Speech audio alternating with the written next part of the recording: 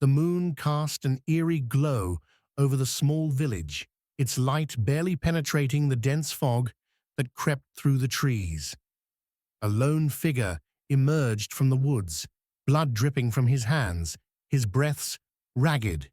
He whispered into his phone, "It's done." Not far from this scene, 8-year-old Clara sat on the porch of her family's farmhouse, humming softly as she braided her doll's hair. The distant sounds of laughter from the town's festival carried through the night air. Her peaceful moment shattered when a loud crash erupted from inside the house. Her doll fell forgotten as she darted indoors, her small feet skidding on the wooden floor. What she saw would be etched in her memory forever. Masked men looming over her parents, blood pooling beneath their lifeless bodies. Her father's hand reached toward her, trembling, before it fell limp. "She's seen us," one of the men hissed. "Get her," another barked. Clara's scream tore through the air as she turned and fled, her small legs carrying her into the dark forest. Branches clawed at her face and arms, but she didn't stop. Tears blurred her vision, her heart pounding in her chest. A tree root snagged her foot, sending her sprawling to the ground. Her head struck a rock, and the world went black as the sound of approaching sirens echoed faintly in the distance. When Clara woke, she was in a sterile hospital room, a dull ache throbbing in her head. Strangers hovered over her, asking questions she couldn't answer. The faces of the detectives blurred together as they pressed for details. But the trauma had stolen her memories. "I don't remember," she whispered, tears streaking her cheeks. The local convent took her in, raising her with compassion and discipline. Sister Agnes, the matron of the convent, became a surrogate mother, offering Clara comfort and guidance. Years passed, and the broken pieces of Clara's past remained a mystery. She grew into a young woman of quiet strength, her days filled with prayer and service. Yet, in the stillness of the night, she often felt the gnawing void of unanswered questions. One stormy evening, as thunder rumbled overhead, Clara, now Sister Clara, cleaned the monastery's infirmary. The door burst open, and 2 villagers stumbled in, carrying a bloodied man. His groans filled the air, his body limp and pale. "Help him, sister," one of the villagers pleaded. Clara rushed to the man's side, her hands steady despite the chaos. She rolled up his sleeve to clean a wound and froze. Her eyes locked onto a tattoo on his wrist, a serpent coiled around a dagger. A searing pain shot through her head as fragmented memories surged back. Her father's outstretched hand, the glint of a blade, the masked men. The same tattoo had marked one of her parents' killers. Her breath quickened, but she forced herself to finish treating the man. Once he was stabilized, she slipped away, her mind racing. Rage simmered beneath her composed exterior. For the first time in years, the shadows of her past had taken form. She vowed to uncover the truth and seek justice. Clara began her transformation in secret. She traveled to a nearby town, where she took self-defense classes under the guise of learning new skills for community outreach.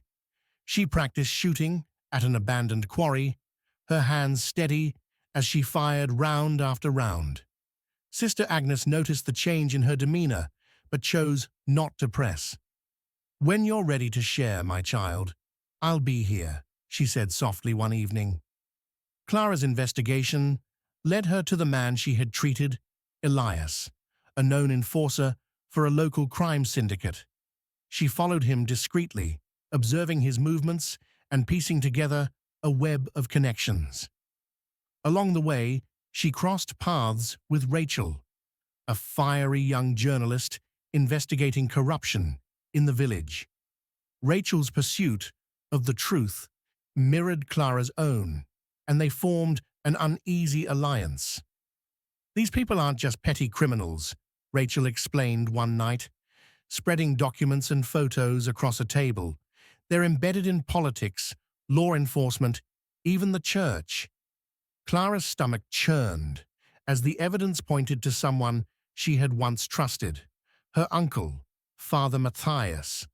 Revered in the community, he had often visited the convent, offering sermons and guidance. But Clara uncovered damning documents and overheard incriminating conversations that confirmed his role in orchestrating her parents' murder. The confrontation with Father Matthias unfolded in his private study, a room dimly lit by flickering candles. The air was thick with the scent of incense, oppressive and suffocating. "Why?" Clara demanded, her voice trembling with fury and grief. Her fingers brushed the concealed blade hidden in her robes. Matthias looked up from his desk, his expression unreadable. "Clara," he said, his tone weary, "you don't understand." "Then make me understand," she shot back, stepping closer. "Why did you betray your own family?" Matthias sighed deeply, running a hand through his graying hair. "Your father uncovered secrets he wasn't meant to. Powerful people felt threatened. I tried to protect him, Clara, but he wouldn't listen. When they came for him, I thought I could save you. Save me?" Clara's voice rose. "You let them kill my parents. You left me to grow up with nothing but lies." Matthias's eyes filled with tears. "It was you they wanted that night. I made sure the assassins fled when the police came. That's why you're still alive." Clara's grip tightened around the blade concealed in her habit. Her heart pounded as conflicting emotions tore at her. "You took everything from me," she whispered, "and you think I'll just walk away?" Matthias sank to his knees, his hands raised in surrender. "Do what you must, but killing me won't bring them back.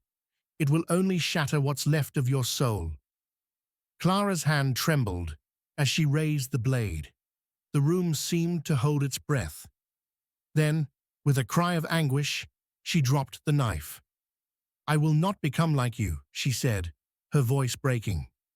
She turned and walked away, leaving Matthias weeping on the floor. As she stepped into the cold night air, she knew her journey was far from over. Her mission was no longer about revenge, but justice, not just for her family, but for all those crushed by the syndicate's power. Clara and Rachel's alliance deepened as they recruited allies. Elias, indebted to Clara for saving his life, became an informant, providing critical intelligence about the syndicate. Together, they uncovered evidence linking the organization to human trafficking and arms smuggling. Clara's role as a nun provided an unexpected advantage. People underestimated her, allowing her to gather information in plain sight. The final confrontation unfolded in the ruins of an abandoned cathedral. Moonlight streamed through shattered stained glass windows, casting fractured rainbows on the cold stone floor. As the bells tolled midnight, Clara and her allies faced the syndicate's leader and his men. The echoes of gunfire and shouts filled the sacred space. Clara fought with the precision of someone who had nothing left to lose and everything to fight for. The battle was brutal, the cost high, but Clara's resolve never wavered. She cornered the syndicate leader, his smirk fading as she leveled her gun at him. "This ends now," she said, her voice steady. With a final shot, she brought an era of terror to an end. Years later, Clara knelt in the monastery chapel, her hands clasped in prayer. The scars on her body and soul were a testament to her journey. She had found peace, not in vengeance, but in justice. The shadows of her past no longer haunted her. They had become part of her story, one she shared with others to inspire courage and resilience. The serpent's coil had tightened, but Clara had broken free. And in doing so, she had reclaimed not just her life, but her faith in the strength of the human spirit.